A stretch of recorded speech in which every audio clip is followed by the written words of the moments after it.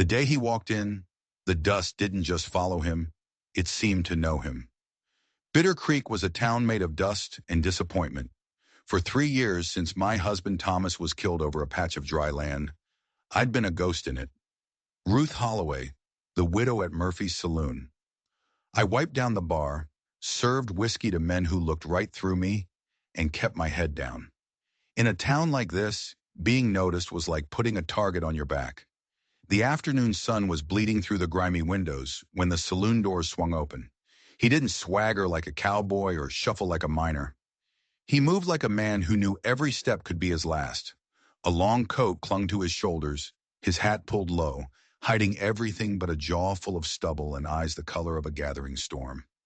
He took a table in the corner, the one that let him see both doors, and the weight of his silence settled over the entire room. I walked over, my practiced invisibility wrapped around me like a shawl. "What'll it be?" His voice was like rocks tumbling in a riverbed. "Whiskey, the good stuff." I brought him the bottle Murphy kept for men who could pay, and a clean glass. Most men would grunt, but he watched me, not like a piece of meat or a piece of furniture, but like a person. When I made to pour, he put a hand up. "Leave it." Then, softer than I thought a man like him could be, he added, "Thank you, ma'am." The courtesy hit me like a slap. 3 years. 3 years. And this was the first time a customer had looked me in the eye and spoken to me like I was a human being. I just nodded and went back to the safety of my bar. But I kept stealing glances. He drank slow, methodical, his eyes never stopping their quiet sweep of the room. He wasn't just looking, he was calculating. Exits, threats, angles. And just like that, the quiet was over. Jake Sullivan and his boys from the double bar stomped in, half drunk and looking for trouble to finish the job. Jake was the kind of man who thought owning land meant he owned everything on it, including the people. "Ruth, get that sorry hide over here. We're drier than a preacher's sermon." I grabbed the rot gut whiskey and a tray of glasses, my stomach twisting into a familiar knot. As I leaned over to pour, Jake's hand clamped onto my waist, his fingers digging in like he was branding cattle. "How about a drink with us, widow woman? Time you remembered how to smile." "I'm working, Mr. Sullivan," I said, trying to pull away. His grip just tightened. The whole saloon went quiet. Every eye was on us. This was the show, the part where Jake Sullivan reminds everyone who's in charge, and the widow without a man learns her place all over again. "Don't be shy," he sneered, pulling me closer. "Husband's been in the ground long enough." Then a voice cut through the silence, sharp and cold as a razor. "The lady said she's working." It was the stranger. He hadn't moved. He hadn't even put his glass down. But his voice owned the room. Jake's hand fell away from my waist. He turned, his face flushing a dangerous red. "This ain't your business, Drifter." The stranger took a slow sip of his whiskey.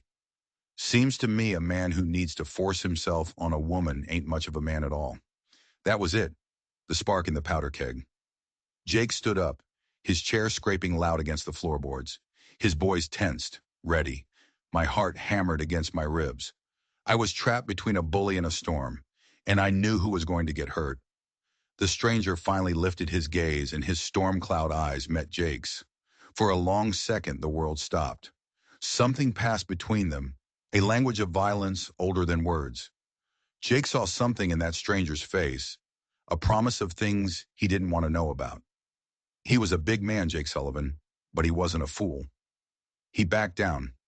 "We don't need no saddle tramp telling us our business," he blustered, but the fight was gone from his voice.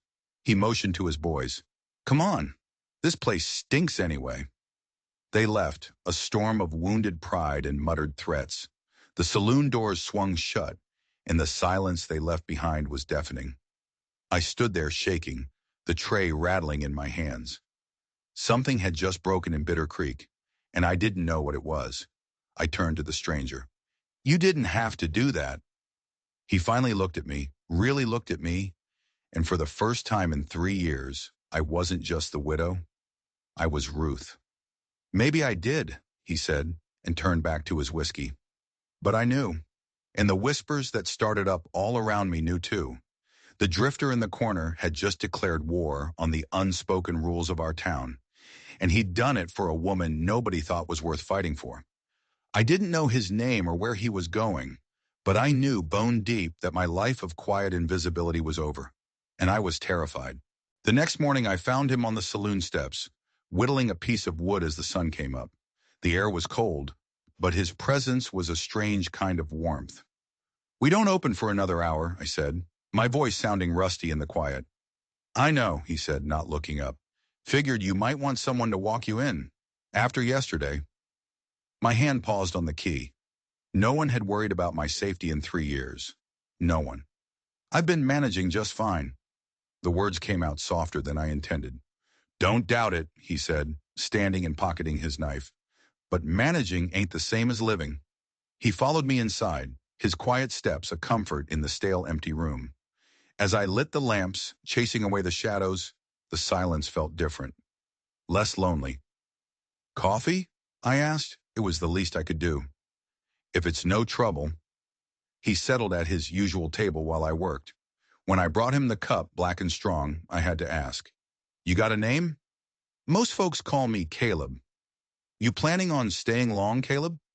He looked at me over the rim of the cup, his eyes impossible to read. "Depends what I find worth staying for." Before I could even begin to unpack that, the bell over the door chimed like a death knell.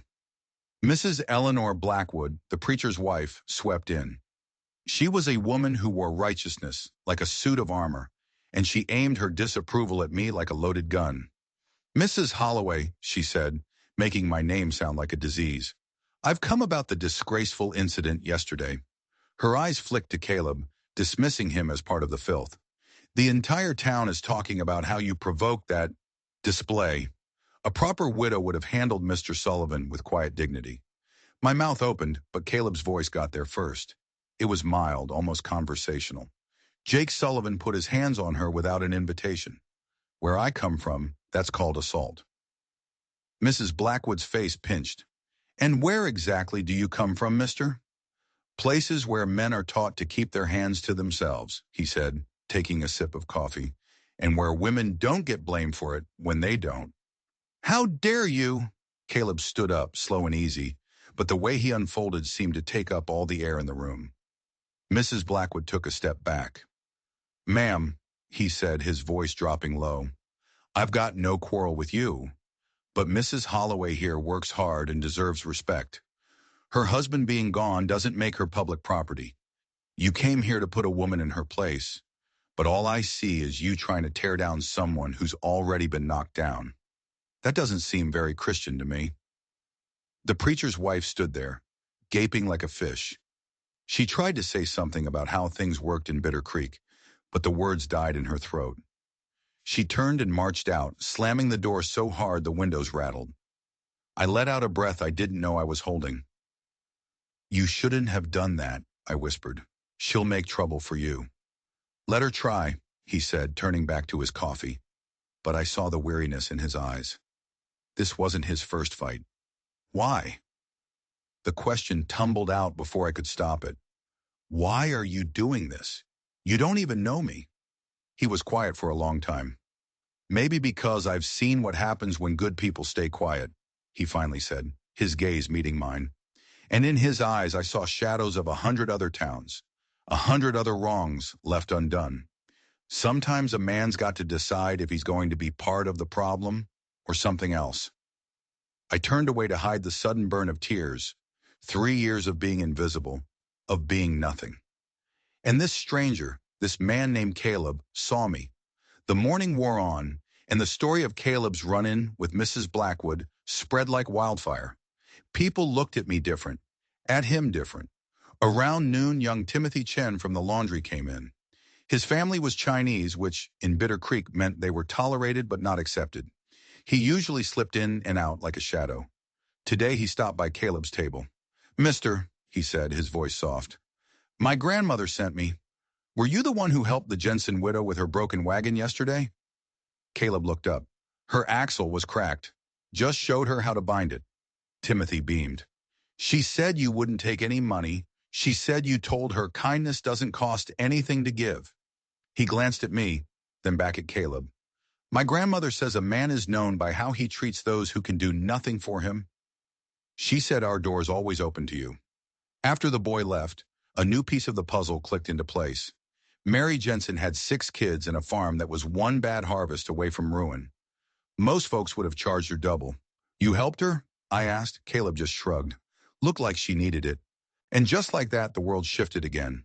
The saloon doors burst open and Sam Cooper, a boy of 10, stumbled in, his face streaked with dirt and tears. Mrs. Ruth, it's my sister Sarah. She fell down the old Colton mine shaft.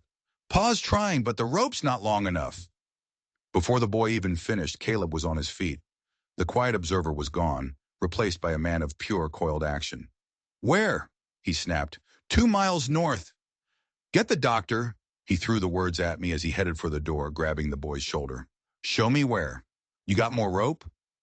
They were gone. Just like that. I ran for Dr. Haskins's surgery, my heart pounding a rhythm of pure dread. Those old shafts were death traps. By the time I got to the Colton claim, half the town was already there. Caleb had rigged a pulley system from old timbers and was stripping off his coat and gun belt. He was going down himself. I can hear her crying, he was telling the girl's father, Jim Cooper. She's on a ledge, but that shaft could collapse any second. It ain't safe, someone shouted from the crowd. Then we better not waste time talking, Caleb said. He tested the rope. Then his eyes found mine across the sea of worried faces. For a second, a whole conversation passed between us. A promise. An understanding. Then he was gone, swallowed by the black mouth of the earth. We waited. The minutes stretched into years. The men held the rope, their faces grim. Sarah's mother wept into her apron. I found myself praying, the words raw and formless in my throat. It was the first time I'd prayed since Thomas's funeral. Finally, a shout from the darkness. Pull! The men heaved. Slowly, impossibly, Caleb emerged from the shaft, his shirt torn, his hands bleeding. Cradled against his chest was 6-year-old Sarah Cooper, dirty and crying, but alive. A wave of relief washed over the crowd. Dr. Haskins rushed in. Caleb handed the girl to her parents and stepped back, trying to fade into the background. But it was too late. He wasn't just a drifter anymore. He was a hero. People pressed forward, their suspicion replaced with awe and gratitude. Mrs. Cooper tried to thank him, but he just shook his head. Take care of your little girl. That's thanks enough. He descended into the darkness and brought back the light. And in doing so, he'd shown the whole town what one good man could do. He wasn't part of the problem. He was something else entirely, and Bitter Creek would never be the same. Neither would I. He came back to the saloon that night, long after everyone else had gone home. I was alone, cleaning up, the chairs stacked on the tables. He walked in, silent as always, but I could see the bone-deep exhaustion in the set of his shoulders. We're closed, I said, but I was already pouring him a glass of the good whiskey. He took it with a grateful nod and drank it down in one go. Just wanted to see you got back safe. I refilled his glass. You're the one who needed looking after today. He looked down at his raw, bloody hands. Had worse. I imagine you have. I broke my own rule and sat down across from him. The space between us felt charged, different. That was a brave thing you did. It was a necessary thing, he said, rolling the glass between his palms. That little girl's life was worth more than a little risk. He met my eyes and I saw something raw and haunted in their depths. Sometimes waiting for safe means you show up too late. I wondered what he'd shown up too late for in his past, but I didn't ask. Some ghosts are best left undisturbed. They'll see you different now, I said instead. The town. You're not just a drifter anymore. And what am I? I thought about it. The man who faced down Jake Sullivan. The man who defended a widow to the preacher's wife. The man who helped strangers without asking for a thing. The man who walked into the dark to save a child. I don't know, I admitted, but I think maybe you're the kind of man this town forgot it needed. A shadow crossed his face. Dangerous thing, being needed, makes it harder to leave when the time comes. Maybe that's not such a bad thing. We sat in silence, the lamplight painting the room in golden shadow. He used my name then, for the first time. Ruth, that woman this morning, Mrs. Blackwood, does she speak for the whole town? She speaks loud enough that a lot of folks listen, I said. But after today, maybe they'll start listening to someone else. His eyes held mine, serious and steady. You've got a voice too. Maybe it's time you used it. The thought was like a lightning strike, terrifying and electrifying all at once. 3 years of silence. 3 years of swallowing my words, my pride, my own self. I wouldn't know where to start. Start small, he said, standing and leaving money on the table.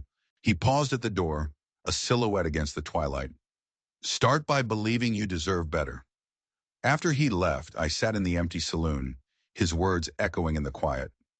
Change came to places like Bitter Creek at a glacial pace.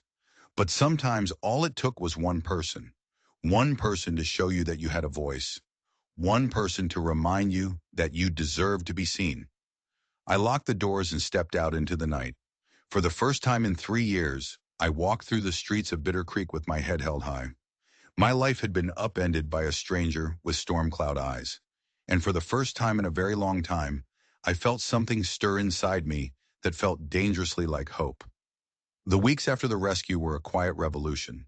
Caleb became a fixture in Bitter Creek, a silent force of repair.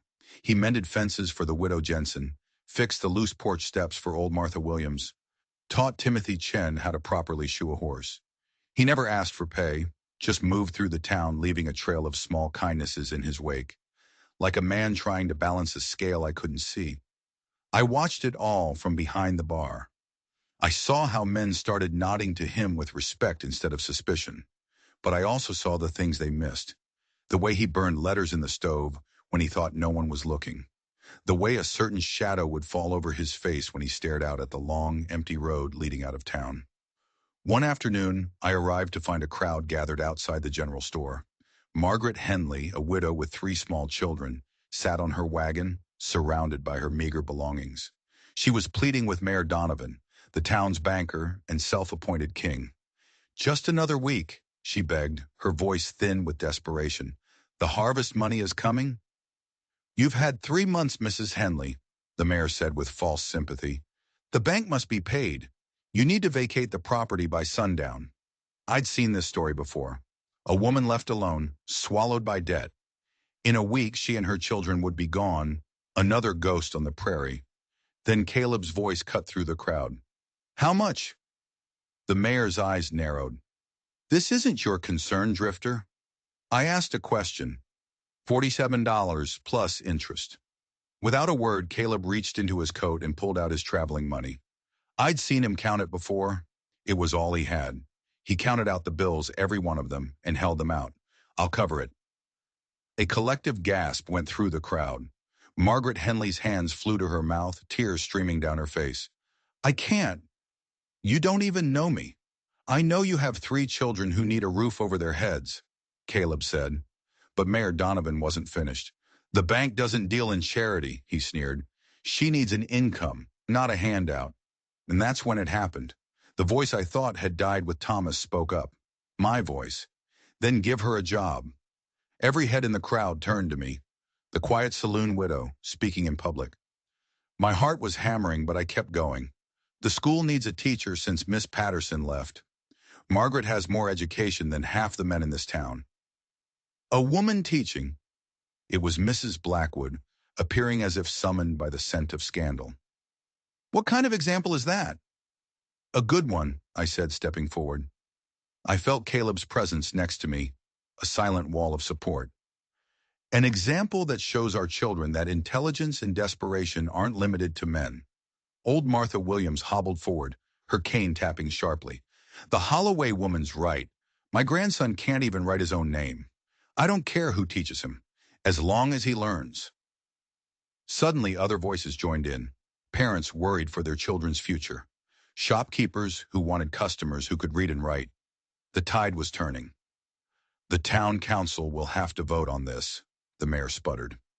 Then call a meeting, Caleb said, his quiet voice carrying more weight than a shout. Tonight, let the people decide. That evening, the saloon became a town hall. The air, usually thick with smoke and cheap whiskey, was electric with debate. I served coffee, moving through the crowd as arguments flew. It ain't natural, women in charge of a classroom, Jake Sullivan bellowed. Says who? Dr. Haskins shot back, surprising everyone. I've seen Margaret Henley's household accounts. She's smarter than most of the businessmen here. For 2 hours they fought. Tradition versus progress. Fear versus hope. Through it all, Caleb stood by the wall, a silent anchor. He didn't speak, but his presence gave courage to those who dared to want something better. The vote was close. 17 for, 14 against.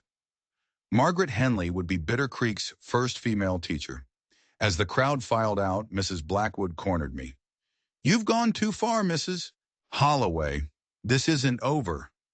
No, I agreed, meeting her glare without flinching.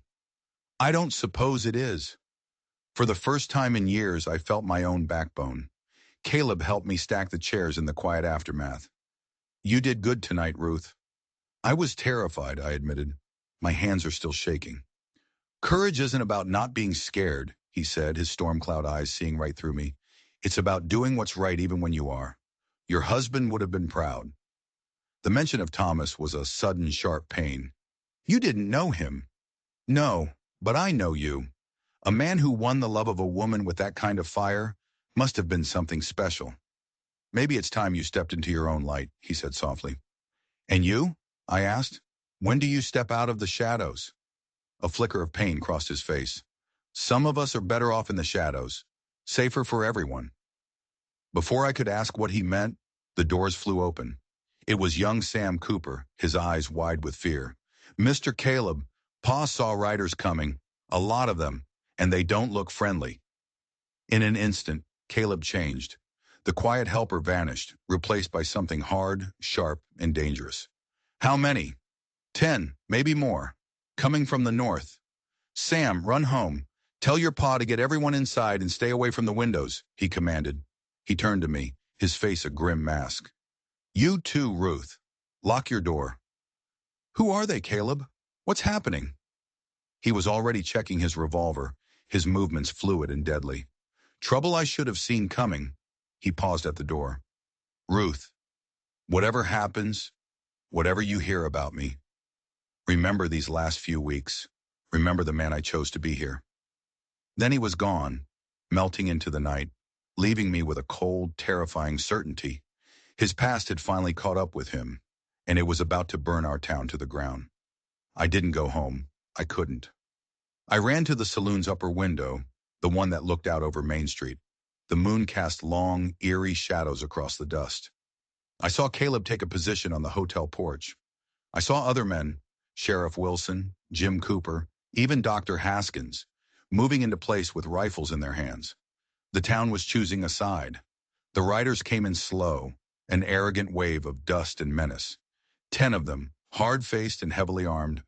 Their leader was a thin man with eyes like ice chips. He swung down from his horse, a cruel smile playing on his lips. Well, well, his voice echoed in the silent street. Caleb Cross. Been a while. My breath caught in my throat. Caleb Cross. A full name. A history. Caleb stepped out from the shadows, his hands loose at his sides. Porter, I figured you'd show up eventually. 3 months is a long chase, Cross, Porter sneered, his men fanning out behind him. Thought you learned your lesson about playing the hero. What do you want? Justice. For my brother. Your brother got justice, Caleb said, his voice flat and cold. He was hanged, legal and proper. He was hanged because of you, Porter spat. Your word against his. My word and the evidence, Caleb shot back. Or did you forget the part where I found him standing over the bodies of that family he butchered? I pressed my face against the cold glass, my world tilting on its axis. Caleb, a witness, a man who stood up in a courtroom, knowing it would paint a target on his back for the rest of his life. Doesn't matter now, Porter said. What matters is you're going to pay, and maybe this whole town will pay with you. I think I'll start with that saloon. Heard you've taken a liking to the widow in there. Ice flooded my veins. But before I could even think, another voice rang out. You'll have to go through us first. Jim Cooper stepped into the street, his shotgun leveled. Then Dr. Haskins appeared. Then Sheriff Wilson. One by one, men who had argued and fought just hours before were now standing together. "This ain't your fight," Porter warned. "Maybe not." It was old Martha Williams, standing on her porch with a rifle that looked almost as old as she was. "But Caleb Cross saved my granddaughter. A man does that. He doesn't have to face his troubles alone." "He helped my family," what a new voice called out. Mrs. Chen, small but fierce, standing beside her husband. "A good man is too rare to let him stand alone." The people of Bitter Creek were emerging from the shadows. Not all of them. Jake Sullivan and his crew were nowhere to be seen. But enough. Enough to show that something had changed. The seeds of courage Caleb had planted were finally taking root. Porter's men shifted, uneasy. They came for one man, not a town. "This is real touching," Porter sneered, but his voice had lost its edge. "But it changes nothing. Cross is a killer." "No," Caleb's voice cut through the tension. "I'm the man who stopped a killer. Your brother murdered a woman and 2 children for the change in their pockets. I testified because it was right, because someone had to speak for the dead. He was my blood, and they were innocents," Caleb said. "That trumps blood every time." The standoff stretched, a breath away from a bloodbath. Then Margaret Henley stepped forward, her children clinging to her skirts. "Mr. Cross paid my debts and gave my children a future. I don't care what he was before he came here. I care about the man he is now." "And who's that?" Porter demanded. "A good man," Margaret said simply. "And in Bitter Creek, we protect our own." That was the moment, the turning point. Porter saw it. 10 men could kill 1 man. They couldn't kill a town, not without bringing the whole weight of the law down on them. He spat in the dust and swung back onto his horse. "This ain't over, Cross." "It never is," Caleb said, his voice filled with a weariness that tore at my heart. "You step 1 foot outside this town, and you're dead." They rode out, a receding tide of darkness. The town let out a collective breath. I flew down the stairs and into the street. The crowd was surrounding Caleb, but his eyes were searching for me. I pushed through, and when he saw me, I saw the look on his face. He was getting ready to run again, to save us from his trouble. "Don't," I said, grabbing his arm. "Don't you dare." "Ruth, no. You stood for us. Now we stand for you. That's how this works now." "They'll be back." "Then we'll be ready," Sheriff Wilson said, clapping Caleb on the shoulder. "This town could use a deputy who knows how to handle trouble. The job's yours if you want it." Caleb looked at me, a war raging in his eyes. The drifter versus the deputy. Running versus staying. He looked at the faces around him. The Coopers, the Chens, Margaret Henley, Martha Williams. A town that had found its courage because he had shown them his. "All right," he said quietly. "I'll stay." A cheer went up. People were clapping him on the back, shaking his hand. I just held on to his arm, my anchor in the storm. "Caleb Cross," I said, testing the name. "It suits you. It's just a name." "No," I said. "It's a past. And now it's our future." He covered my hand with his. "Thank you," he said, his voice for me alone, "for making this a place worth staying for." We stood there in the middle of Main Street, a town reborn around us. The fight wasn't over. Porter would be back. There were still enemies within our own walls. But tonight, we had won. Tonight, Bitter Creek had chosen to be a community, not just a collection of strangers. And for the first time, the future felt like something we could build, instead of something we just had to survive. Winter settled in, cold and hard. But inside the schoolhouse, something warm was growing. Margaret Henley had transformed, her confidence blooming as she guided the children through their lessons. But with progress came resistance. One afternoon, I was delivering bread for the lunch program we'd started when Garrett Welford showed up. He was a young rancher who'd inherited his father's land and his grandfather's prejudices. He and his cronies stood outside the schoolhouse, their presence a deliberate poison. "Filling their heads with nonsense," Welford sneered, loud enough for everyone to hear. "Women teaching. Next you'll want them voting." He gestured inside where Timothy Chen sat beside one of the Cooper boys. "Mixing races. It ain't natural." "What's not natural," Caleb's voice came from behind me, "is a grown man trying to scare women and children." Welford's face went dark. He'd been avoiding Caleb since Porter's visit, but his resentment was festering. This ain't your business, deputy. The education of this town's children is everyone's business, Caleb said, moving to stand beside me. You have a problem. Take it to the town council. Maybe I will, Welford spat. Maybe it's time someone reminded this town what happens when you throw away tradition. He stalked off, leaving a chill in the air that had nothing to do with the weather. The test came that night. I was closing the saloon when I heard it. Shouting, the sound of breaking glass. I ran, my heart in my throat. The schoolhouse windows were shattered. Crude words were painted in dripping red paint across the walls. No mixing. Remember your place. Margaret stood in the middle of the wreckage, clutching a stack of primers to her chest like a shield, tears streaming down her face. The books, she whispered. They burned the books. Rage, hot and clean, burned through me. This was more than vandalism. This was an attack on our future. This is what comes of forcing change, Mrs. Blackwood announced, appearing like a vulture to survey the damage. Perhaps now you see the wisdom of proper order. Proper order? I whirled on her, my voice shaking but loud. Is this your idea of order? Destruction? Terrorizing children? I don't condone this, but nothing, I shouted, fueled by years of swallowed anger.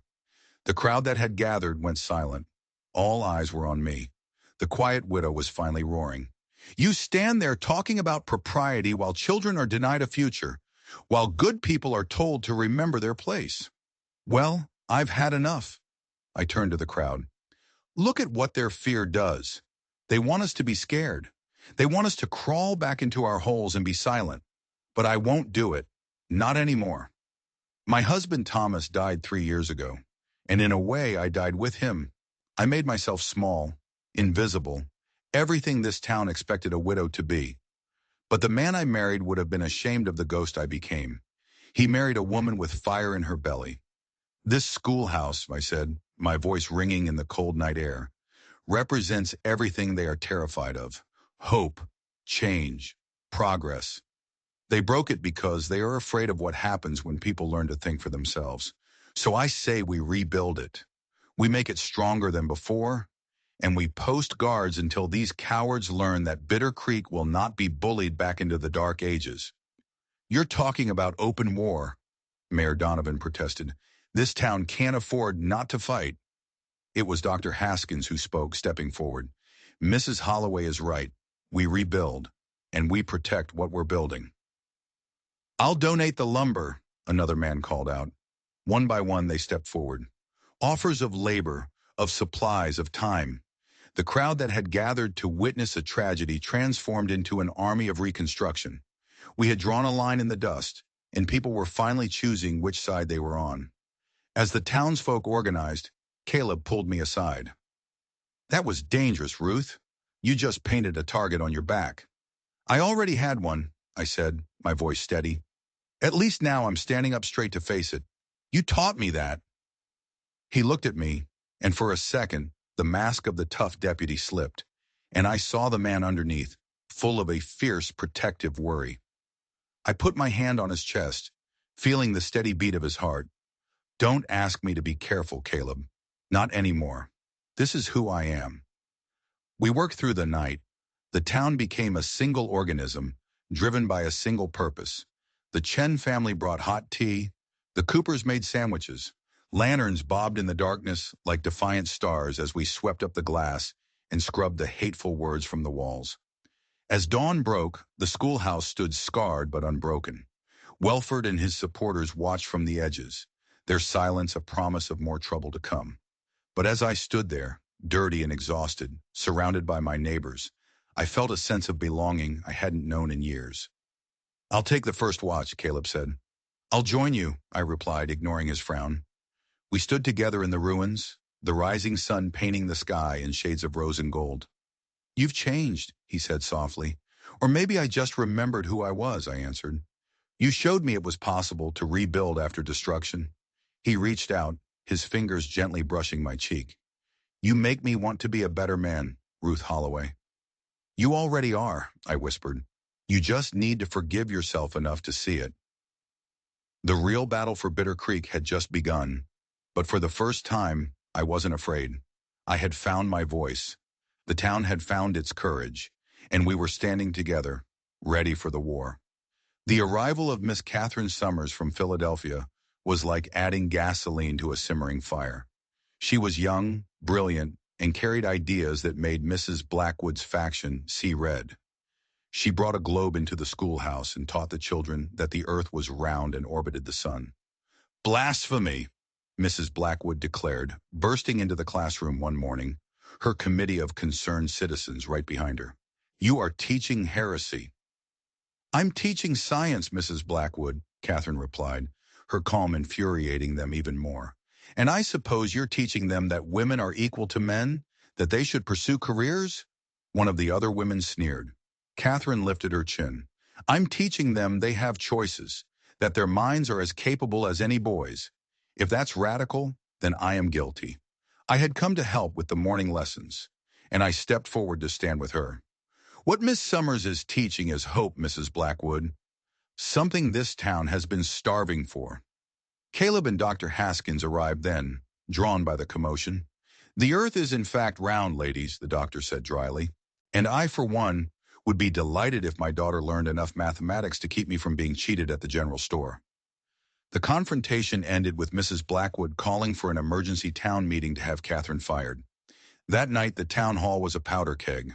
Accusations flew. Welford claimed Catherine was destroying the family structure. Mrs. Blackwood preached about moral decay. But this time, things were different. The people Caleb and I had helped, the people who had rebuilt the school, they spoke up. Mrs. Chen stood and talked about how her son was treated with respect for the first time in his life. Margaret Henley, no longer a timid widow, gave a passionate defense of modern education. Old Martha Williams silenced the room with a crack of her cane. I've lived here longer than any of you, she rasped. And let me tell you, tradition is just a fancy word for being scared of change. Well, I'm more scared of my grandchildren growing up ignorant than I am of a round planet. The vote was close, but we won. Catherine would stay. As we left the hall, I saw Mrs. Blackwood in a hushed, angry conversation with Garrett Welford. The torch of hatred had been passed to a younger, more dangerous generation. We had won the battle, but I knew the war was far from over. That night, they set fire to the schoolhouse. It wasn't meant to destroy it, just a fire in the storage room. A warning. On the wall, they painted a new message: leave or burn. We put it out quickly, the town working together once more. Catherine stood in the smoky aftermath, her face pale but her jaw set like steel.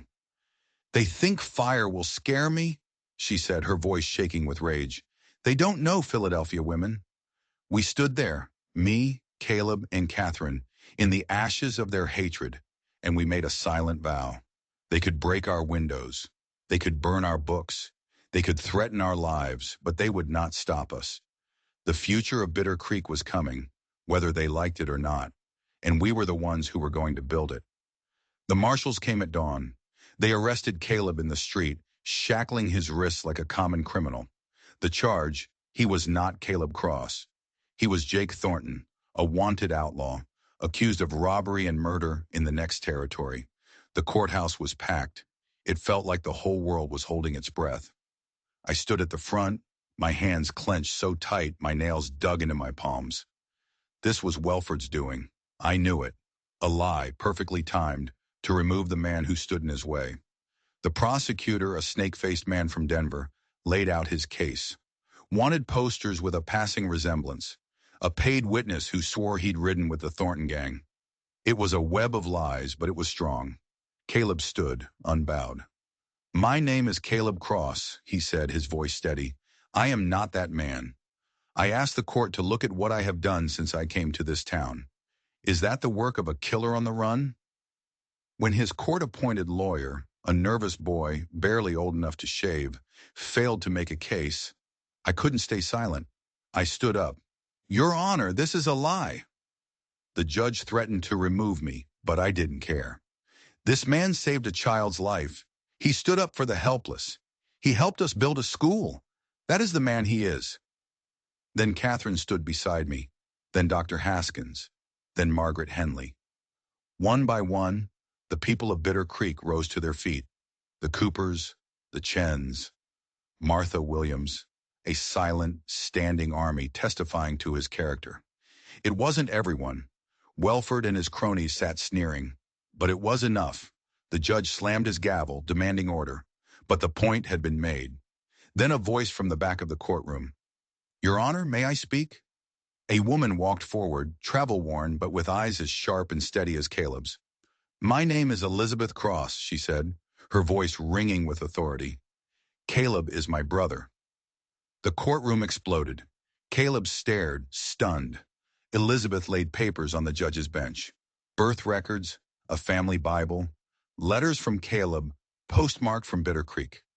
"My brother is many things," she said, her gaze sweeping the room. "But he is not a murderer." "These could be forgeries," the prosecutor blustered. "Then consider this," Elizabeth said, turning to the crowd. "The wanted posters for Jake Thornton all mention a prominent scar on his right shoulder. Caleb, show the court your shoulder." With the bailiff's help, Caleb removed his shirt. His back was a map of old fights, but his right shoulder was clean. "Furthermore," Elizabeth continued, her voice like ice, "I can provide 3 witnesses who will testify that on the day of the Riverside bank robbery, my brother Caleb was with me in Kansas, burying our father." The case fell apart. The prosecutor's witnesses wilted under Elizabeth's sharp questioning. It was over. "Insufficient evidence," the judge declared. "The accused is free to go." A roar of triumph went up from our side of the courtroom. As they removed the shackles, Caleb closed his eyes, a shudder of relief running through him. Outside, in the falling snow, I finally reached him.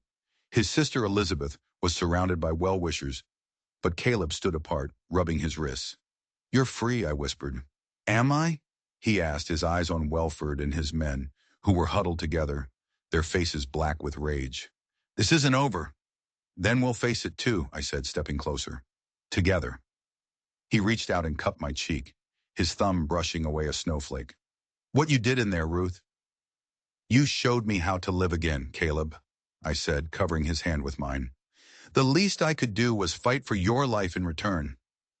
A wall I hadn't even realized was still there, crumbled inside him. He pulled me into his arms right there in the street, with the whole town watching. I didn't care. Let them watch. Let them see that this town belonged to the builders now, not the destroyers.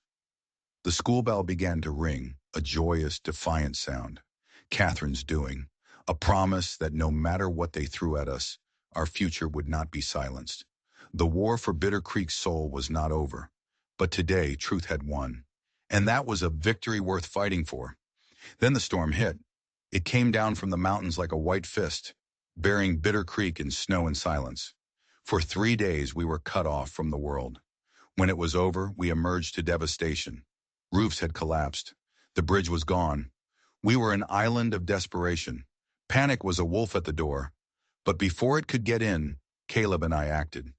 We turned the saloon into a headquarters. Dr. Haskins set up a clinic. Margaret organized work crews. And I, the quiet widow, found myself in charge of supplies. That's when the old Bitter Creek tried to reassert itself. "The Hendersons first," Welford demanded, talking about one of the rich ranching families. "They have a standing in this community." "They also have a warm house and a full pantry," I shot back, my voice ringing through the crowded saloon. "The Chen family's roof is gone. The Cooper children are freezing. Need comes before status." "You'd put foreigners and poor folk above decent Americans?" Mrs. Blackwood hissed. "I'd put a freezing child above anyone's pride," I said, "including yours." Caleb stepped in.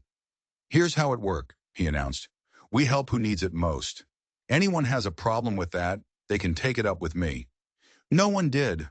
The storm did what months of fighting couldn't. It broke us all down to our essential humanity. When Mrs. Patterson's roof needed mending, she found herself working beside Mrs. Chen. When timber needed hauling, Jake Sullivan found himself shoulder to shoulder with the Mexican laborers he usually scorned. Under the crushing weight of survival, our prejudices became a luxury we couldn't afford. I saw Welford in the corner, plotting with his last few supporters. "This is temporary," he was saying. "The natural order will return." I walked right up to him. Your natural order is just another word for keeping your boot on everyone else's neck. Maybe people are finally seeing that. Careful, widow, he threatened. Your protector can't be everywhere at once. She doesn't need a protector. Caleb's voice was right behind me, but I held up a hand. No, I don't. I stepped closer to Welford. This storm showed us what really matters. Not your name, not your money. What matters is if you'll help your neighbor, if you'll share what you have, if you'll build something together instead of just hoarding what's yours. The saloon was silent. Then Dr. Haskins spoke up. When this is over, we'll remember who shared their food and who let children go hungry. People don't forget things like that. It was a turning point. The saloon kitchen became a melting pot of women, Chinese, Mexican, Irish, American, all working together, sharing what little they had. Outside, the men led by Caleb worked to dig us out. The town became one living thing with one heart, beating for survival. On the third night, we saw torches on the horizon, a rescue party. The outside world was coming back. Gather round, Caleb called. When that road opens, we have a choice. Do we go back to being the town we were, or do we become the town we've been for the last 3 days? We remember, I said, my voice carrying over the crowd. We remember who helped, we remember who shared, and we remember that we are stronger together than we ever were apart. The storm had broken more than just our buildings. It had broken the walls between us. It had forged us into a community. Welford and his kind could try to drag us back into the dark, but we had seen the light. We had seen what was possible, and we would never, ever forget. The world slowly returned to normal, but it was a new normal. The lines drawn by the storm had been redrawn by choice. People who had once been invisible to each other now shared greetings, tools, and time. Bitter Creek was healing. One quiet morning, Caleb and I sat in my kitchen, sharing coffee. His sister Elizabeth had gone home, satisfied that her brother was finally safe, that he had found a home. I need to tell you everything, he said, his voice rough. And he did. He told me about the war, the drifting, the ghosts he carried. I was running, he said, his eyes fixed on our joined hands across the table. Until I saw you. You were grieving, broken, but you weren't beaten. You made me think maybe I didn't have to be, either. We were interrupted by a knock. It was Margaret Henley, her face aglow. You have to come to the schoolhouse, now. The school was packed. At the front stood a well-dressed man. This is Mr. Carr from the Territorial Education Board, Catherine announced, her voice trembling. It turned out the children, on their own, had been writing letters. Letters about their school, their teachers, and the town that fought for them. In 30 years, Mr. Carr said, his voice thick with emotion, I have never seen anything like it. This school, this community, it's a model for the entire territory. The board is granting you full funding.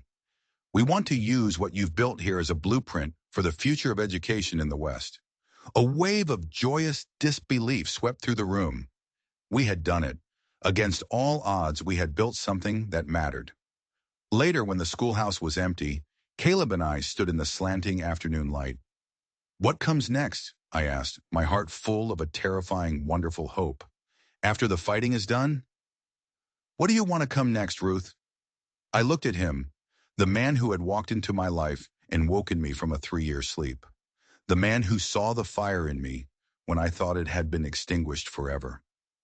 I want to stop pretending, I said. Stop pretending this is just friendship. I want to build a life. With you. He stepped closer, his scarred hands framing my face.